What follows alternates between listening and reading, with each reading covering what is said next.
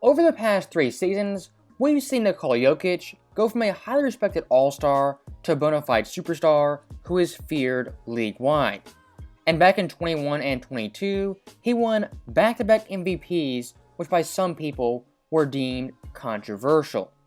Never mind him averaging 27, 14, and 8 and leading Denver to 48 wins, minus Jamal Murray and Michael Porter Jr., these MVPs still were highly criticized and critiqued by the media. In particular, you had one guy, Nick Wright, who called Jokic's MVP the worst of the past 35 years. And quoting him exactly, he said Chris Paul is an all-time great player, and Nikola Jokic is only having a great season and a very good player. And the focus of today's video is indeed on Nick Wright, the biggest Jokic hater, who now in 2023 is trying to rewrite history and flip the narrative once again in his favor. I correct the record here. Not only has Nick Wright, I will go third person for a moment, not been a Nikola Jokic hater, I have been the only person correct on him. 2 years ago, I was called a hater because I said he would be second on my MVP ballot to Chris Paul, who then swept his ass out of the playoffs. Now, stopping Nick right there, for the 1000th time, let's remind people, the MVP is not a playoff award and is based on 82 games before the playoffs start. And looking at Jokic that year in the playoffs versus CP3, it's not like he laid an egg or was awful in that series, averaging 25, 13, 8 on 48% shooting, leading his team in points, rebounds, and assists, with Will the Thrill Barton being his second best player. Chris Paul's Phoenix Suns team, being the Joker, does not validate him not winning MVP and picking CP3 over Jokic. And adding some more context, looking at Jokic that season, he averaged 26, 11, and 8 and had Denver as the third best team in the conference. He was far and away better than CP3 and more valuable to his Denver Nuggets team. As when it comes to winning MVP, the days of averaging 16 points are far gone. And quite frankly, we don't need another Suns point guard stealing MVP from an all-time great center. And the last thing I'll say about this, when it comes to debating MVP, if you're ever talking to someone like Nick Wright and they bring up playoffs or playoff success, just tell them for the 1000th time, MVP awards have no bearing on how good or bad you are in the playoffs.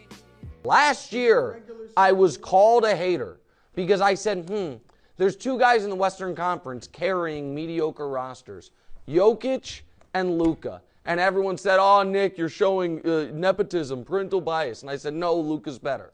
And then Luka found his way to the Western Conference Finals. Listen, Jokic, had he not won those previous MVPs, to me would be the leading candidate this year.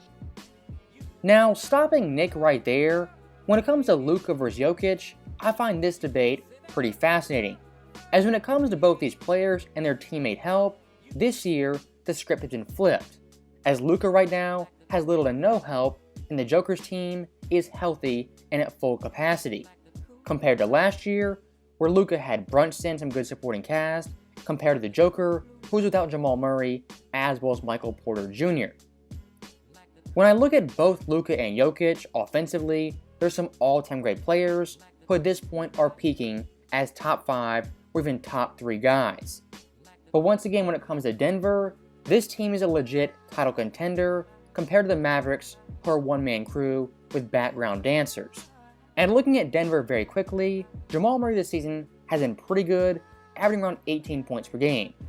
But looking at their overall squad, the X factor is indeed Aaron Gordon, arguably their best defender. He's averaging 18 points on 61% shooting and nearly 40% from 3. Denver this year has a healthy Jamal Murray, Michael Porter Jr., Aaron Gordon playing great, and Jokic once again at an MVP level.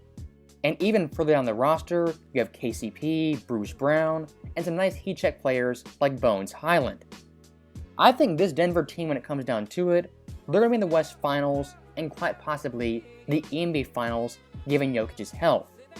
Now, speaking of Jokic once again, over these past 4 years, he's added something to his game every year, almost like a new artist dropping an album with a twist every single time.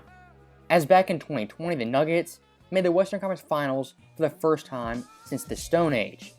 The following year in 21, he was top 10 in points, assists, and rebounds, won MVP. 22, he had the first ever 2,000 point, 1,000 board, 500 assist season, and once again won MVP. And now in 23, he is averaging a near 25-point triple-double while shooting 60+%. And looking through NBA history, when it comes to the highest PER of all time, Jokic right now ranks second, only behind himself from last year. And look, I will admit to you guys, when it comes to Jokic winning 3 straight MVPs, coming into this season, I thought he had no shot at doing so. But looking at how he's playing, I mean, what can you say about this guy right now? He's playing at top 3 level minimum, his offense is spectacular, and his defense is highly undervalued. The only thing I am wary of is voter fatigue and people not voting for Jokic due to his past 2 MVPs, as the last time we had 3 straight winners was Larry Bird back in the mid-80s.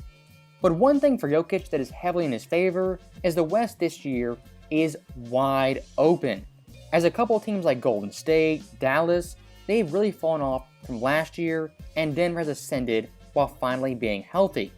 And last year when he won MVP, of course his Denver team was the 6th seed, and this year they've gone from 6th to 1st, which definitely helps his case of winning MVP.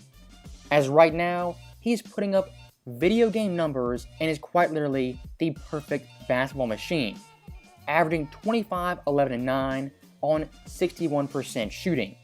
If somehow Jokic can average a triple-double while shooting 60% from the field, I don't see how this guy cannot win MVP, or at the very least, finish top 2. And one thing I do want to point out to you guys, when it comes to overall usage rate, with someone like Westbrook back in 2017, when he averaged triple-double, his usage rate was in the high 30s, pushing 40s, compared to Jokic this year, who ranks 21st in overall usage rate. And when it comes to being MVP, what you look for, of course, is indeed winning, great numbers, a high-impact, high-value player, and most importantly, an historic accomplishment. Jokic right now is on pace to check all 4 boxes. And looking at his overall body of work, he's putting up Wilt Chamberlain-like numbers we haven't seen since the black and white footage days. And once again, looking at the NBA media and the overall narrative around Jokic, coming into the season, he was viewed as an NBA superstar and a great player. But looking at his MVPs, they weren't as highly valued as they should be, as the overall narrative is that Jokic wasn't a quote-unquote winning player like his fellow superstars. That narrative right there has been blown out of the water halfway into the season, as Denver right now is first in the West at the 3rd best record in the NBA. And when it comes to Nick Wright's MVP picks, that being Chris Paul, his Suns team is in a top 5 seed, and Luka Doncic's Mavericks are barely in the playoffs. And I do want to highlight one more thing. Jokic defensively and his overall impact is highly undervalued, as with him on the floor, they're a top 10 defense from defensive rating, compared to without when they're bottom 5. Denver quite literally is sink or swim depending on the Joker and if he's on the floor. And looking across the NBA landscape, when it comes to offensive workload, defensive workload, passing, rebounding, scoring, I think only Giannis has more on his plate. And going full circle with this video, looking back at Nick Wright, I will give him some credit, a tiny bit of credit, for not being as hard on Jokic as he was last season. But in large part, that's due to Jokic playing so great and his team being first in the West. Now, when it comes to Nick Wright versus Jokic, the one thing I despise is him rewriting history after the fact. As looking at his Jokic takes pre this season, they were absolutely dreadful, comparing him to CP3, saying he wasn't valuable, he wasn't good defensively, all types of nonsense. I think the Joker this year, offensively and defensively, and from a winning perspective, is going to have his Giannis season from 2021, where Giannis finally shut up all the haters, won a championship, and was great the entire season. I think the Joker this year in the Western Conference, it's wide open, and Denver undeniably has a top 3 player. Now, looking back at the MVP, this year is going to be a photo finish, as right now realistically, you could argue 5 guys have a legit case to win the award. That being the Joker, Luka, KD, Embiid, Giannis, Tatum, and Curry when healthy. That's a pretty stacked MVP race that would definitely come down to the wire. And I'm going to call my shot right now. This MVP race has been the tightest since 1990, when that year Charles Barkley lost the MVP despite having the most first place votes, compared to Magic, who had more overall points but less first place votes. Now, with that finally being said, that is the end of the video. As always, thank you guys for watching, hope you enjoyed it. I'll see you guys next time.